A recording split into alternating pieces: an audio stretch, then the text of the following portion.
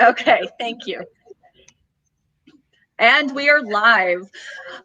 Good morning, everyone. My name is Sarah Barker, and today is our very first interview with military veterans in business. The whole goal is to highlight military service members that are either still serving in whatever capacity or have completely transitioned to the civilian side, and now own their own businesses or are working in businesses in the community. And I really want to bring some attention to how their experiences in the military has an impact on their success in the civilian world. So today we have Kalani Creutzburg. He is a Marine and he is also the founder of ADU Geeks.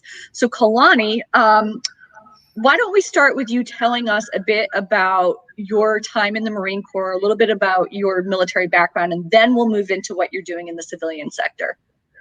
Sure. I joined. Do you hear an echo? I don't. And I don't even know the first thing of how to figure out what the echo is. So. Well, this is live, peeps.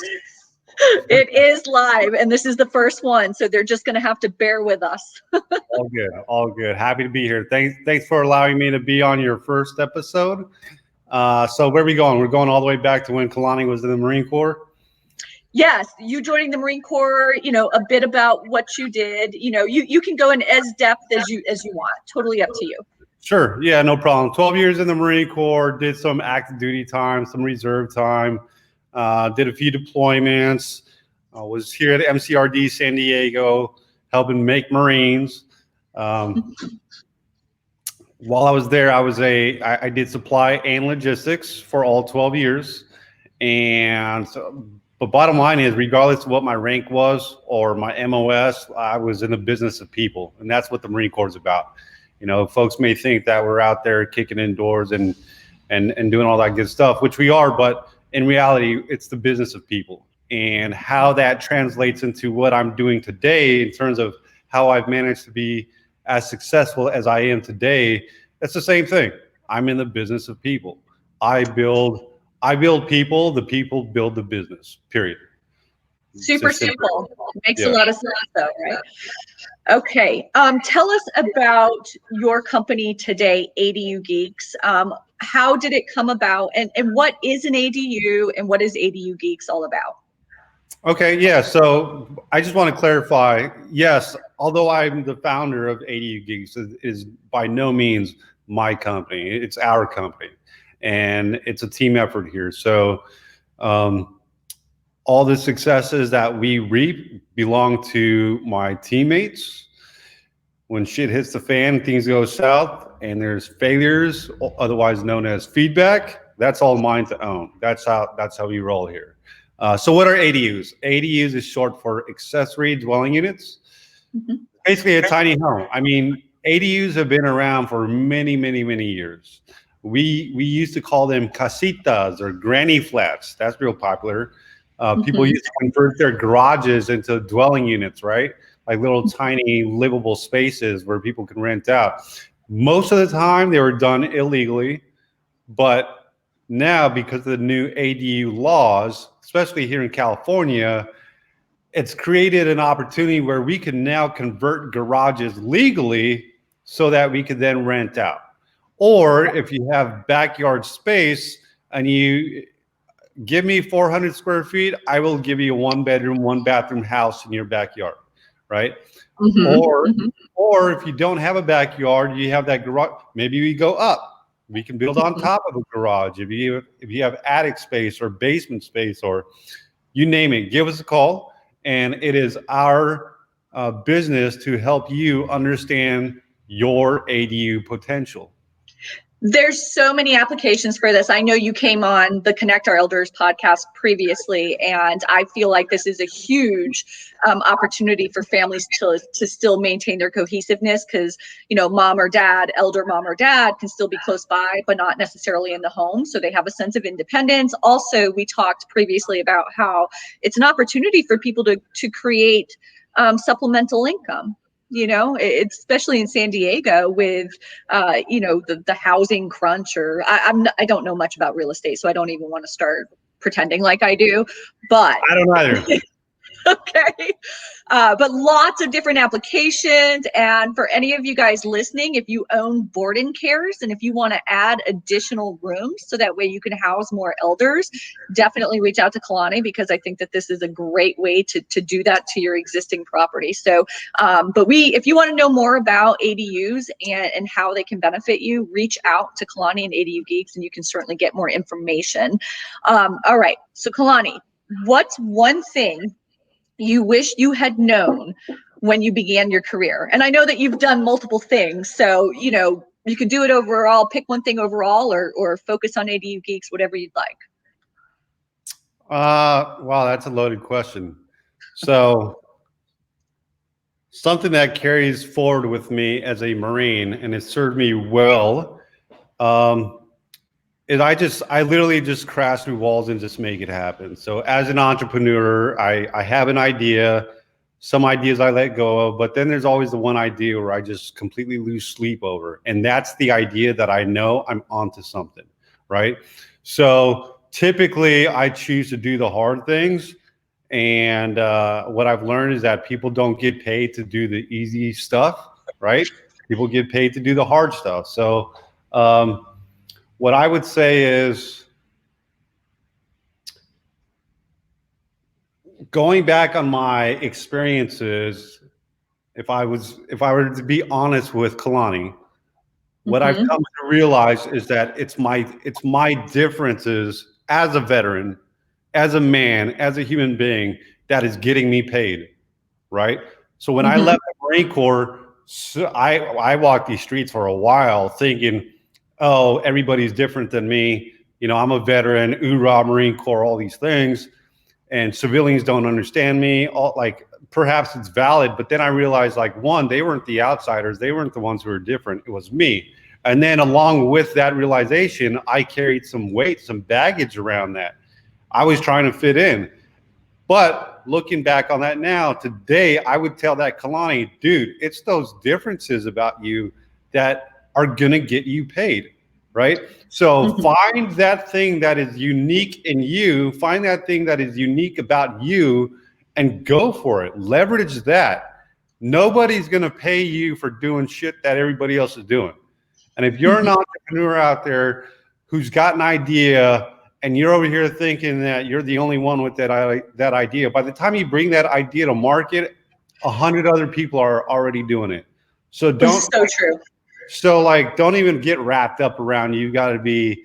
You actually have that unique idea, because the product or the service you're providing is not unique, period. So would you say your advice is don't overthink it? Like, have a plan, but don't sit there and just, stress and overthink and try to get every single little detail as far as how you're going to execute right before you actually take a step. Absolutely. As an entrepreneur, don't get wrapped up around having all of the answers. You're never going to have all the answers. Don't overthink it. Just go. Build the plane as you're flying it. It's literally the best way. All my instructors, all my teachers at business school would not agree with what I'm about to say. But it's got to be said, forget, who gives a shit about your business plan? Just go for it. You have an idea, start making it happen. And isn't it ever changing anyway? A business plan, once you write it, it doesn't mean that that's, concrete. Isn't it a living document anyway? It's a living, breathing, moving target for sure. And it's always going to be that way. So I would say step one is not to start with a business plan, because that is a guaranteed way to get analysis paralysis, period. So instead, just take your idea and run with it. It's the same thing with ADU Geeks. I created this company on accident, literally. I was out in my dad's backyard throwing some horseshoes around, and he's got a big ass ranch. And I said, hey, Dad, you ever think about, building a tiny house back here? And he says, why the heck would I do that? And I explained to him, because you could finance the construction cost over 30 years, I think, but then you could rent it out. And so the difference between your rental income and your financing costs, that net gain is your positive cash flow every single month. So he was like, let's do it. So I had to dig into the codes and regulations and figured it all out. I called architects, I called contractors, I got took to the cleaners. They all saw meat on the bones, and everybody was just trying to get rich off of one project with me. I recognized it, saw what was going on, but I also saw an opportunity. Like, this is how things are done in this business, in the architect world, in the construction world. I'm not an architect. I'm not a contractor. So I'm just a dude who like wants to do good in the community. And I saw an opportunity. I'm simply educating folks on what an ADU is, what the ADU opportunity means for them. And if they want to do an ADU, I can help as a logistician from the Marine Corps. I can help quarterback the entire project start to finish so that they don't get taken to the cleaners from these architects and these contractors. So I'm there to protect them. So I'm sharing that story because when I was throwing horseshoes around with my dad, I had zero intention of starting another company. But here we are a year and a half later. I'm literally 52 ADU projects into this thing. So I was just about to say, it went from your dad's backyard, having this idea, figuring it out to, and I believe I saw something about you guys did 12 in the month of February. Is that correct? We did 14 in January and February. So our goal in 2021, you got to have goals, right? What's the most important thing about goals is having them. So our goal for 2021 is doing 6 ADUs a month. And we closed out February 2 days early with 14 ADUs under our belt. So that was 2 more than we had shot for. And today's what, March 3rd, March 4th? Yes. Congratulations. We already have 3 for the month. So we're going to go hard until September. And then I promised my team we're going to tap out in like September and just cruise through the holidays. You got to have balance. All right. So moving on with the questions. What is your biggest failure, otherwise known as, I prefer to use the word lesson versus failure. So what is your biggest lesson over the course of your military experience and your experience as an entrepreneur? And what did you learn from this failure? Well, I strongly oppose the word failure. It's never failure. It's only feedback. Like, whatever you're doing isn't working, try again, right? So I would say it's really understanding that the backbone of any business is the people. So you've got to take care of the people. It's so easy for me to get wrapped up around the numbers and spreadsheets and statistics and all the KPIs, key performance indicators that drive a business. That's running a business. Knowing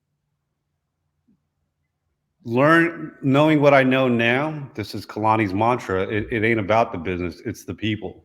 And so I've told my folks a few times, hey, if ADU Geeks were to shut down today, my greatest achievement is not the amount of ADUs we've done. It's the opportunities we've created for our people.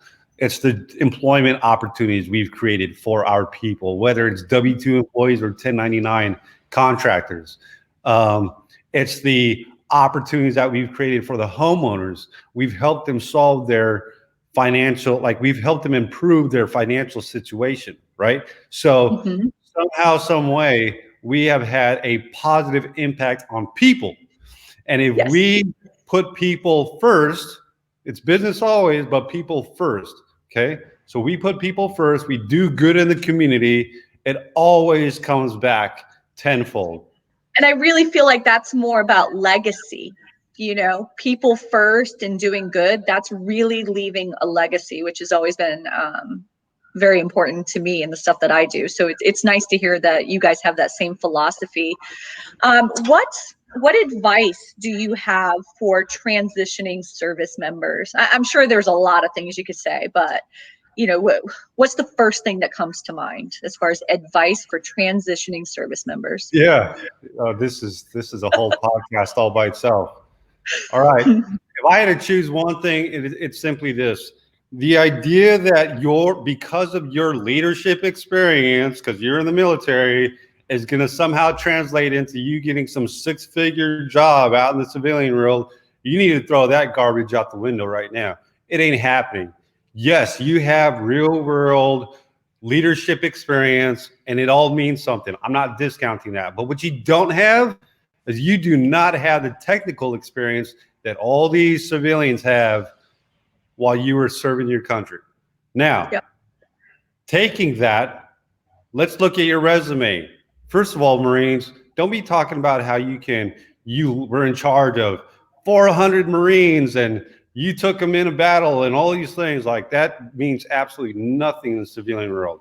In fact, you push your leadership experience so hard, you're not going to get hired.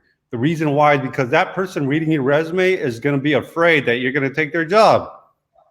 So what you need to do is tailor your resume, leveraging all that experience you have to tell one thing, which is simply, because of your experiences, it would be a very easy transition for you to come in and be part of the team. That's it.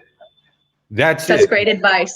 Once you get your foot in the door, then all your leadership experience will shine. Okay. Number one. Number two, you want that six-figure income? Go out there and get it yourself. Go do it yourself. Go create your own company. I would be the first to say that every single veteran, because of their experiences, because of their leadership experience, because of the amount of responsibility that they're used to, every single active duty, reservist, veteran, whatever, is a CEO in their own right. They're all entrepreneurs. They all take risk. That started the day they signed on the dotted line to join the military. They took a risk on themselves and they ventured off into the wilderness and came back years later. It's the same thing. It's the same thing here. Yeah, like, I show up to the office every day, but I'm basically on another deployment. That's the way I see it. Okay. I like it. Yeah. So be that entrepreneur that you are and go out there and create whatever it is you want to create and leverage your own experiences. You do not need to go work for anybody else. But if you're going to go that route, totally cool. Then the way you get your foot in the door is simply by showing how you can be part of the team. It's that team simple. player. So speaking of, the two, so transitioning and then, either becoming an entrepreneur or going to work for another company, over the course of the years, what have the best resources, or what are the best resources that have helped you along the way? The VA, for sure. And I know that there's a lot of, like, depending on who you talk to, there's some negative things being said about the VA, but the reality of it is, no matter how hard things get, the VA will always be there for you. And I have hit rock bottom more times than I'd like to admit. I mean, I've been homeless. I've been in the mental health unit in 3 different VAs, and every single time they were there. They were there for me, and they most recently, I'm proud to say this, I am sober. I'm going on 13 months now. Congratulations. Wow. It was the VA, my last visit to the VA, where they said, "Hey, Kalani, like, how's that PTSD thing working out for you?" And I refuse to admit that I have it still to this day. And they busted out my record jacket and they were like, "Yep, we said it on this date. We told you on this date. Are you seeing the pattern?" And they helped me to realize that, okay, Kalani might need some help. And me talking about that on the internet, which may go out to the whole world, It is like, that's testimony to the vulnerability, the level of vulnerability that I'm comfortable with. And the reason why I'm comfortable with it is because of the amount of work that I've done with the VA, with other veterans, with other programs. But the backbone of it all, it's always been the VA. They've been there to help me. And you have to use them. So, I can always see both sides. I've worked with a lot of elder veterans in the VA. I've got a lot of people who who are appreciative and a lot of people who hate the VA, right? But what I have noticed over the years, oftentimes it comes down to doing your part, right? The resources are there, but you have to do your part. You have Yeah, to show up so for the appointments. that is huge right there. So I'm going to say something that all veterans need to hear. You heard me just own my PTSD. Okay. I refuse to admit like I'm doing my work to take care of what I got to take care of in terms of taking care of Kalani, right?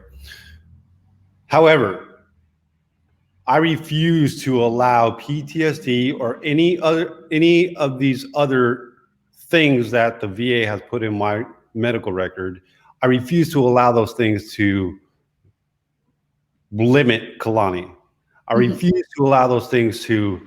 I'm just not going to be a victim to it. Period. Period. And there are so many veterans out there who are victims to their PTSD, to their illnesses, to whatever they want to claim. It's all valid. I'm not discounting it. I'm just saying you, from one veteran to another, you do not get to sit on your couch all day feeling sorry for yourself. I'm It's just not what going are to you allow going to do about it, right? What are Here's you what the going to do? situation, what are you going to do? Yeah, like if you were still in the military, you know, you're a gunnery sergeant, your first sergeant, whoever would tell you to get off your ass and go take some Motrin, go drink some water, and get back to work, or show me a medical chit. But now you don't get to sit at home feeling sorry for yourself. That's just not how it works out here, because that is depression. That is by definition depression. That is self-induced. PTSD does not have to limit anybody. You are given the knowledge, hey, this is what's going on in your head. Go read up on it, get smart on it, and structure your day, your life so that you can work with it.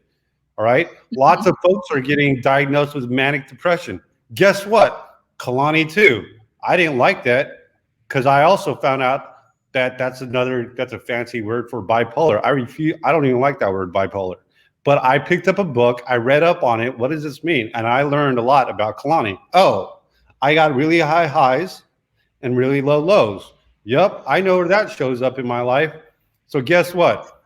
I took that information and I used it in a positive way as an entrepreneur. Really high highs. When I'm on that wave, there's not a single person in this world that'll tell me I cannot do something. I will work 48 hours straight. I will crash through walls. I will create companies. I will create employment for other people. And it's because of that high that I'm on. But I got to be smart, because after every high is a low. When I hit that spot, instead of fighting it, I had to allow myself to go through it. As an adult, I get to communicate to my team members, to my family members, hey, I think I'm going through a low. I just need some space. Give me about 24 hours. I'll come back to work tomorrow. Right? Like that's how it works. But I didn't know this years ago. So what was happening was I was struggling through these lows, not knowing what was going on, which led to alcoholism, which led to suicidal thoughts, which led to me being in the mental health unit 3 times. But now I understand Kalani's waves. And so and a lot of friction in relationships, right? So now that you understand it, you have the knowledge, you know how to deal with it. You also can communicate to those that are, surrounding you, right? So people can't support you in the way you need to be supported unless you tell them what you need, right? And I think that oftentimes people just expect that people know what you need, and that's not the case. You have to communicate. I feel like this is a topic we could talk about for hours and hours. You have experience with it. I've got experience with it. Yeah, it's good. I mean, congratulations on all the progress there. What have you read or listened to recently that's inspired you? The Bible.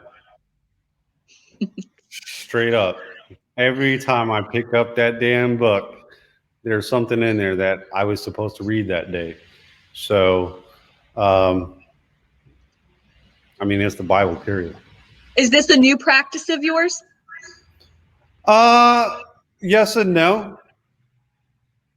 I say no because I have been in the word for quite some time, but it's always off and on. It's always off and on with me, right? But Mhm. um, I choose to be spiritual. I choose to be connected to something that is greater than myself. Otherwise, I get lost. Kalani has this thing about him where I will just muscle my way through the day on my own because I'm that confident and cocky. But then if I go for too long without understanding that I'm part of something that is bigger than myself and I'm not in control, then it usually, whatever it is I'm working on or building, will come crashing down in flames. So, Mhm. yeah. That's very inspiring. Or those times when I'm struggling as an entrepreneur, like there's entrepreneurial stories in the Bible. There are dudes out there that were like making things happen in creation mode, and having to rely on faith, something that they couldn't see, but yet they were just believing that something was going to happen. That's the same thing here. I show up to work every day with the goal in mind, and then I show up to work and I hit that first meeting and my whole schedule goes straight out the window, and I'm just holding on. I'm just holding on for like understanding by faith that what we're doing here is the struggles that we're dealing with is the struggles that our clients do not have to deal with because we're doing it for them. Mhm. So, Mhm. so my, I just believe in my heart of hearts that Kalani, ADU Geeks as a team, we are right where we're supposed to be in this very moment, and nothing more, nothing less. Will this be what you see tomorrow or in a year from now? I have no idea. Who knows, right? If somebody told me, so I started ADU Geeks a year and a half ago out of my garage. If somebody told me I'd be in some huge 1,100 square foot office in the heart of North Park, San Diego, with the billboard across the street, um, I would have never believed it. But I believe that we're here today because of the impact we're making in the community. And we're destined, we're supposed to, we are tasked by some higher being, for me, it's my God, to crush it in the marketplace and use our tool set and our resources to help others, period. I love it. I love it. It's so exciting to see all the growth. If you had to narrow down your keys to success, I'm sure there's multiple, but if you had to narrow it down, what would the top key be to your success?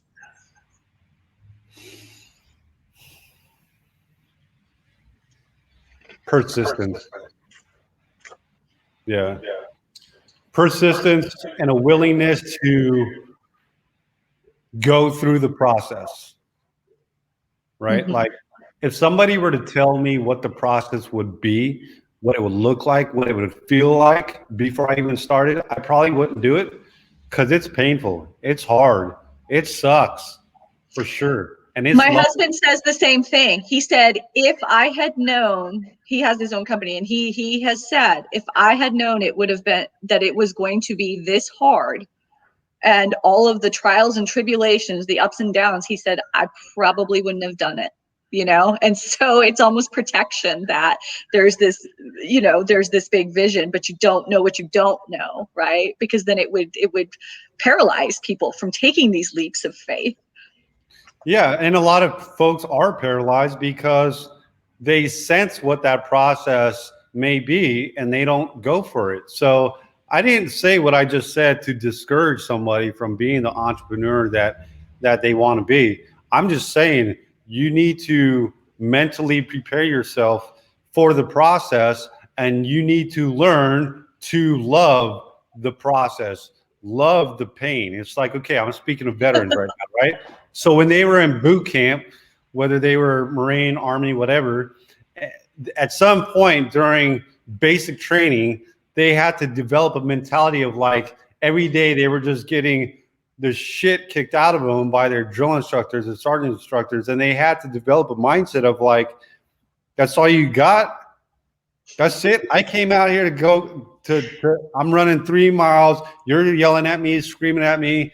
day one, it was scary. You scared me, but here we are now. I'm just laughing at the whole situation.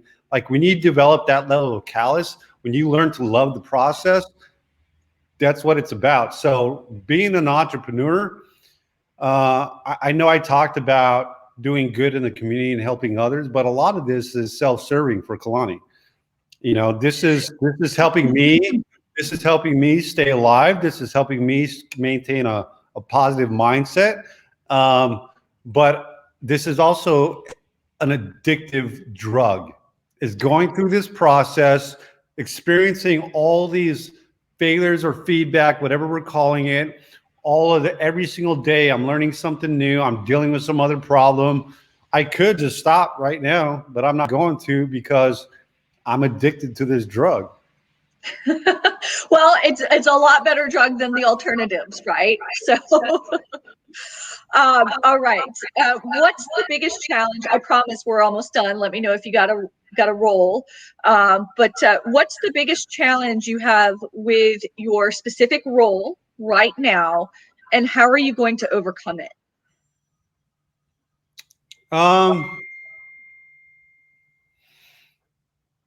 Great question. Biggest challenge in my role, I would say we currently have an expansion problem. So if you take a look at the life cycle of any startup company, right, they expand and contract. Mm-hmm. So it's all about growth.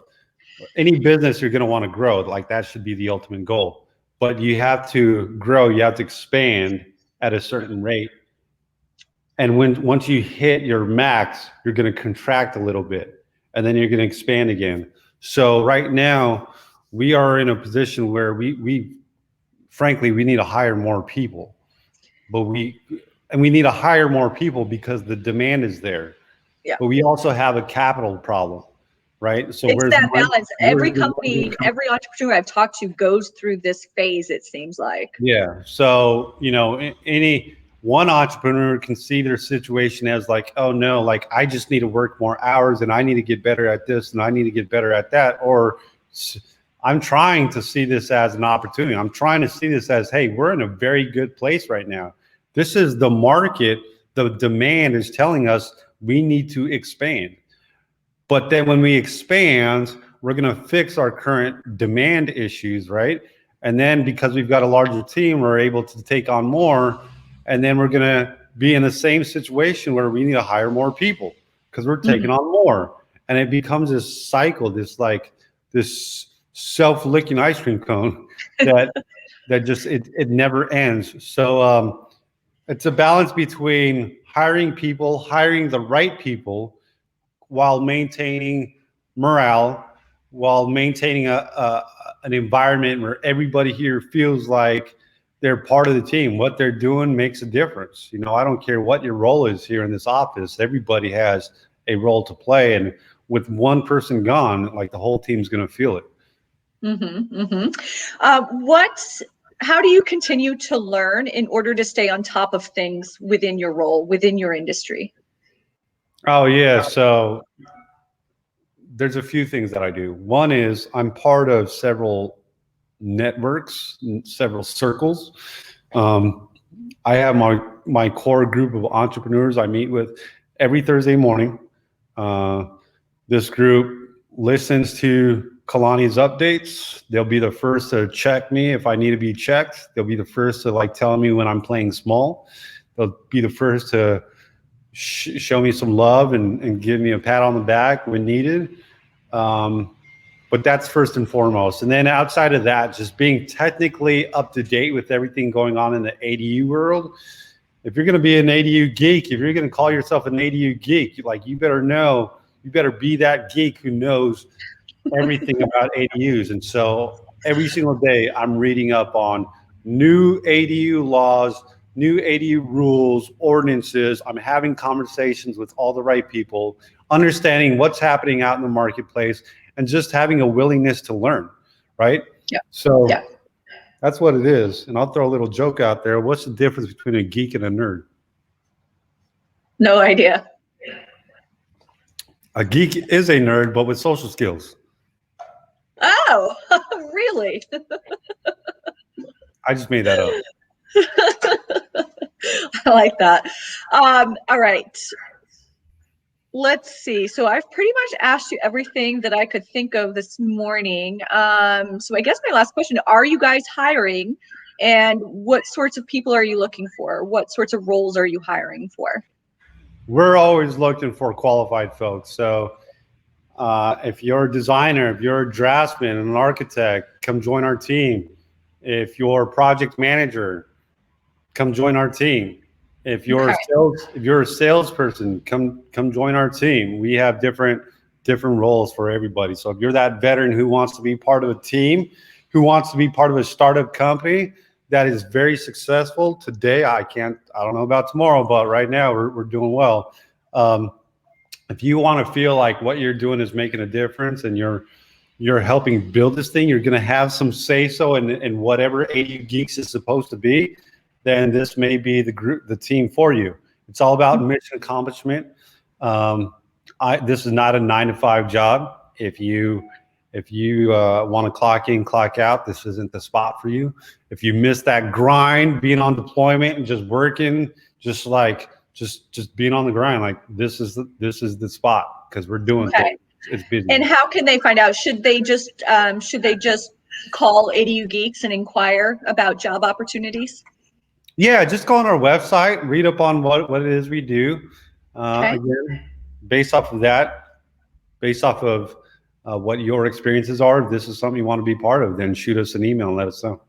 Okay, and then let's close out by you reminding the audience what is an ADU and why they should look into having one. Yeah, so an ADU is short for accessory dwelling unit, otherwise known as granny flat, casita, tiny home, she shed, basically a small house on your property. Due to some recent laws that have changed here in California, which are driven by the housing shortage crisis that we've got right now, we need to create more houses. So if you've got that backyard, I can put a tiny house in your backyard. If you've got a garage, I can convert it into a tiny house. And the reason why you want to do that is because you could rent it out. If you're in San Diego, guaranteed rents are going to be anywhere from $1,400 all the way to $2,200. But if you're able to finance the cost of construction to where your monthly financing cost is only like $500, $600, $700 a month, but you're renting it out for $1,500, that difference is your monthly cash flow. That's why people are doing these ADUs. It is the wild, wild west out here in San Diego right now. If you may not visually see it, but it's a boom. It's like the gold rush out here, and it is crazy. So if you own a property and you've got vacant, if you've got a backyard, or if there's a car in your garage, that car is costing you $1,500 of rental income. Put that car out on the street right now and give me a call. Or if you got stuff that you're just using as storage in your garage, go pay $150 at a storage company and let me show you how to turn your garage into $1,500 cash a month. I'll design and build the ADU for you. I will put cash in your pocket to do so. Give us a call. Hey, our phone number is 855-999-GEEK, or you can check us out on our website at www.adugeeks.com. Awesome. Thank you so much for being the first guest in the Military Veterans in Business interview platform, Kalani, and congratulations on the success, and here's to more success in the future. Thank you so much. Thanks, guys. Appreciate it. Take care. Bye.